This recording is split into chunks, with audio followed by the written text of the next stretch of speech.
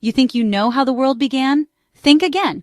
Everything we know about life, purpose, and even human failure starts in one place, Genesis. But have you ever questioned what that means for you? What if the biggest story ever told is actually about you?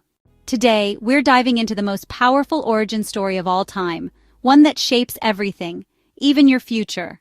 Genesis. The ultimate once upon a time, except this one isn't about fairy tale princesses or magic beans. It's about how literally everything began. The word Genesis means beginning, which is fitting because this book sets the stage for everything. The universe, humanity, sin, and the whole wild ride of history. It kicks off with God speaking the world into existence, from the galaxies to the tiniest bacteria and, drumroll please, humans, made in his image. That's right, your entire existence started with divine creativity, and no, you weren't an accident. But of course, we humans have a habit of messing things up, and that started early.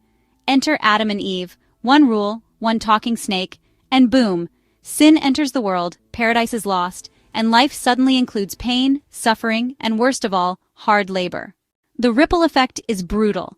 Jealousy leads to the first murder when Cain kills Abel, and humanity keeps going downhill until it's so corrupt that God essentially rage quits with a massive flood. Enter Noah, the one guy God decides to save, along with his family and an ark full of animals.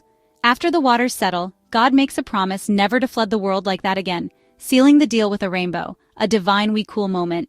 From there, the focus shifts to one man, Abraham. God calls him to leave his home, promising to make his descendants into a great nation that will bless the entire world. And this promise isn't just a small family perk, it's a game changer for all of history. But Abraham, despite his faith, has his fair share of struggles and stumbles. His son Isaac continues the story, then comes Jacob, who is basically the king of tricksters but still ends up being chosen by God. His 12 sons become the heads of the 12 tribes of Israel, setting the stage for the rest of the Bible. And then we get to Joseph, one of the most dramatic underdog stories ever. Sold into slavery by his jealous brothers, falsely accused and thrown into prison, things look pretty bleak. But through a series of insane plot twists, Joseph ends up as Pharaoh's right-hand man, ultimately saving Egypt and his own family from famine. The kicker? When his brothers fear revenge, Joseph drops the legendary line, "You intended to harm me, but God intended it for good." That's Genesis in a nutshell. People mess up, but God keeps turning the mess into something bigger and better. Beyond all the wild stories, Genesis lays the foundation for everything that comes next. It shows us who God is, creator, judge, covenant maker, and introduces huge themes like sin, redemption, faith, and God's faithfulness despite human failure. The idea of a covenant, a divine promise, starts here and runs through the entire Bible, leading straight to Jesus. And speaking of Jesus, Genesis connects directly to him.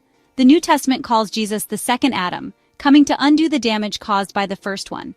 Paul constantly refers to Abraham's faith as the model for salvation, showing that righteousness has always been about trusting God, not just following rules. And that promise God made to Abraham about blessing all nations? It finds its ultimate fulfillment in Jesus, who brings salvation to the entire world.